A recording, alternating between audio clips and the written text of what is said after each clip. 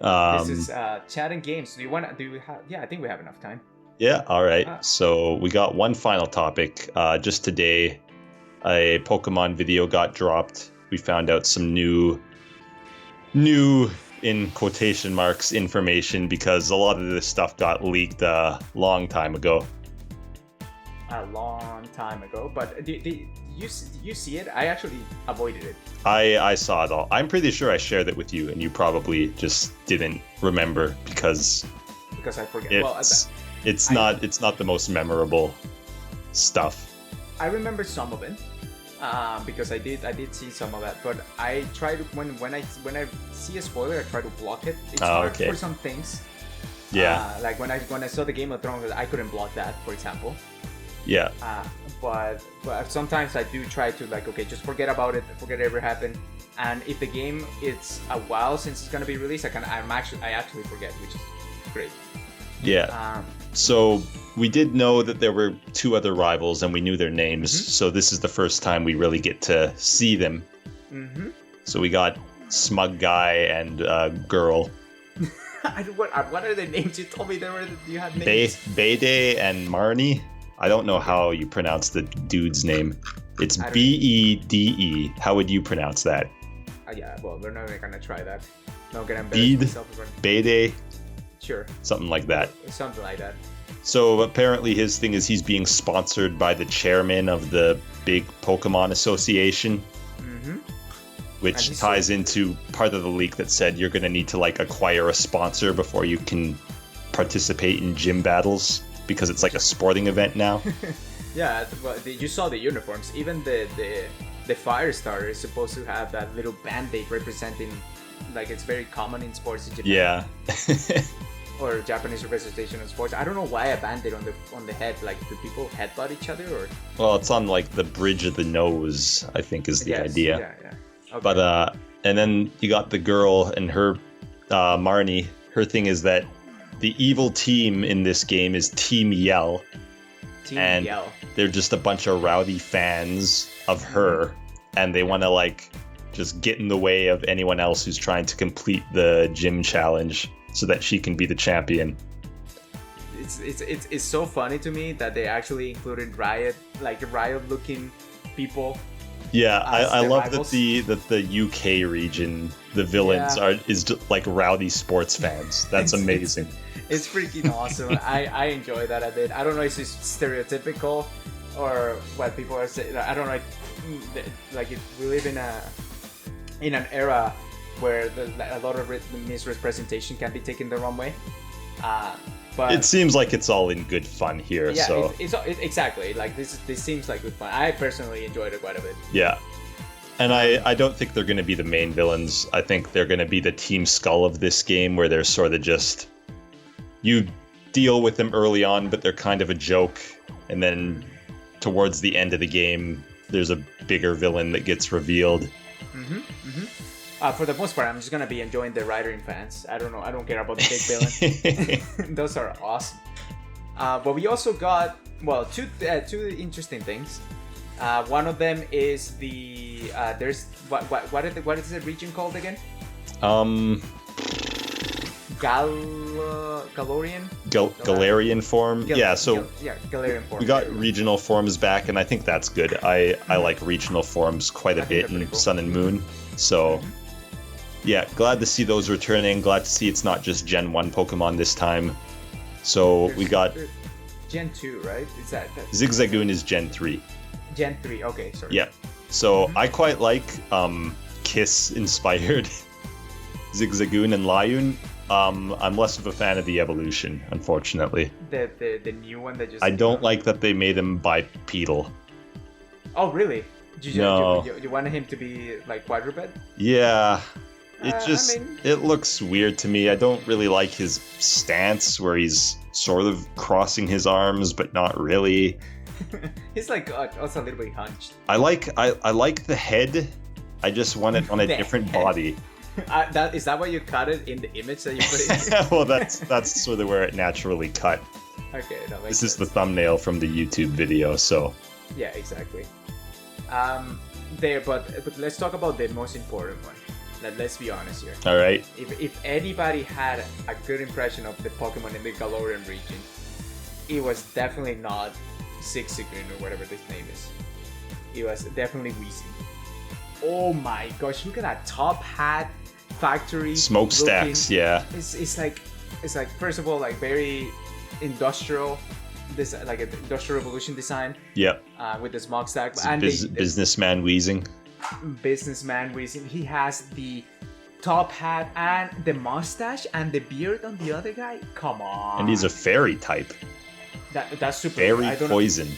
That's the only thing that I didn't understand. Apparently it's because they eat pollution and then from the smokestacks they produce clean air. Is what the description says. Okay. Which is not what smokestacks actually do, but... No, I don't think that's accurate. I guess that's the fairy tale part of this. Is that what they make them... That's a long stretch.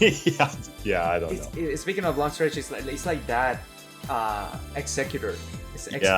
Yeah, they could be the Executor of this. I loved Alolan Executor so much. That was a mistake. I'm pretty sure that was a mistake. There's images of like Alolan Executor coming out of the top of Weezing now. Of course there are. It's always like blows my mind whenever like they release just a one Pokemon and it makes more news than somebody else releasing the entire game.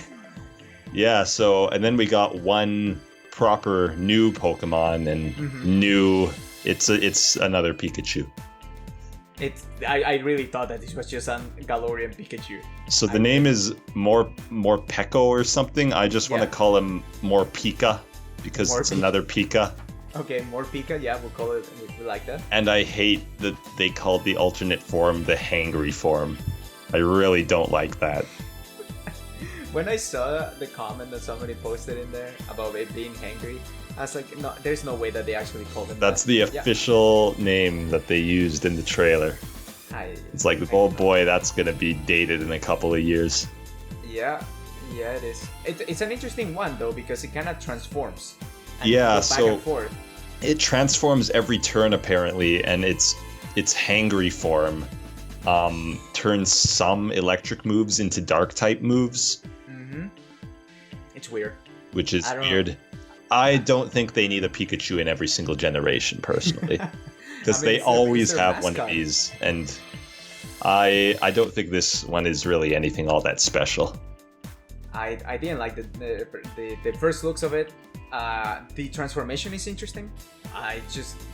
Whenever they do a one-off Pokemon that is special in some way, I like when they did, for example, Megas, because that could be spread out to a lot of Pokemons. It wasn't just gonna be whichever Mega they show first.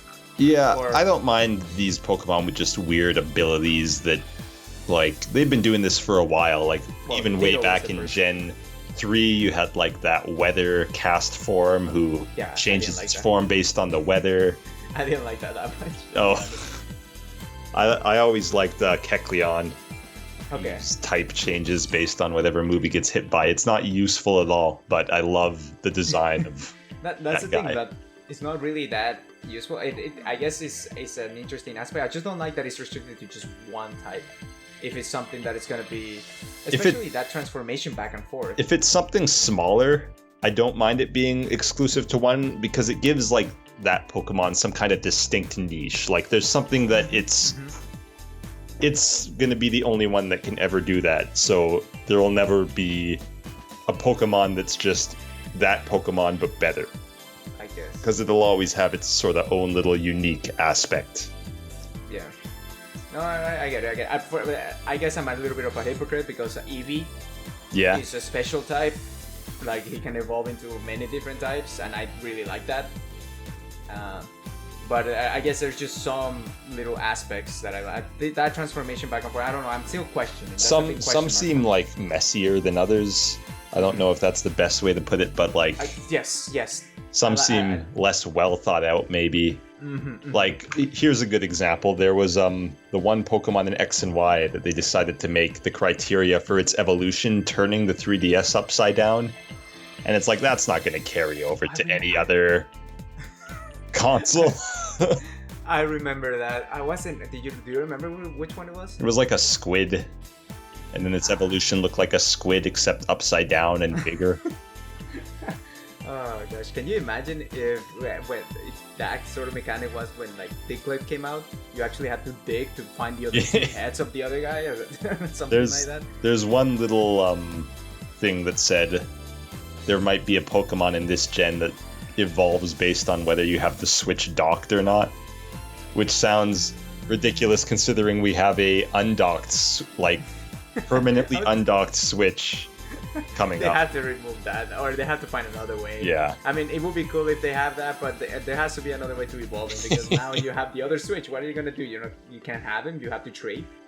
Yeah. Well, I mean, you already can't play certain games on the undocked Switch, like Mario Party. Yeah. Well, I don't think they're missing much on that side of the thing. Anyway, we've kind of gotten off topic here. Yeah, let's bring it back. Pokemon impressions. I think that's everything that we got for today, though. We just wanted to see if we could squeeze that last one in. See, squeeze. You like what I did there? No? Okay. Was it? Nothing. Just move on. All right. Does that even constitute a joke? In my books it does. Alright, buds. I think that's everything that we got for you this week for Chatted Games episode 4. Again, how this podcast is structured, we recorded it live on twitch.tv. It's all fun and games. We try to do it on Tuesdays, but sometimes things come up and then we move it to, like today we're recording on Wednesday. But then the following day, the audio version goes on podcast services like iTunes, SoundCloud, maybe someday Spotify. If we get there, that'll be awesome. And then the day after that, we start releasing each individual topic on video form on YouTube. So make sure to keep an eye out for that. It's YouTube. We don't have the URL yet, but I have a bit.ly for it. So make sure keep an eye out on the various social medias for that. All the social medias, Twitter, Instagram, it's all fun and games. So make sure to keep an eye out for those. Other than that, anything coming up recently? Not necessarily. I stream during the weekdays, Monday and Wednesday, 6 to 8 p.m. Pacific Standard Time, and weekend 6 to 9 a.m. Pacific Standard Time. So if you it's like, oh, I just woke up, I want to eat my breakfast, a little cereal with a funny guy in the background, you know where to find me. It's all fun and games. Twitch.tv, it's all fun and games. And yeah, anything that you gotta say for us, Matt? Bye. As always. Again, thanks everybody. Have a good day. We're signing off.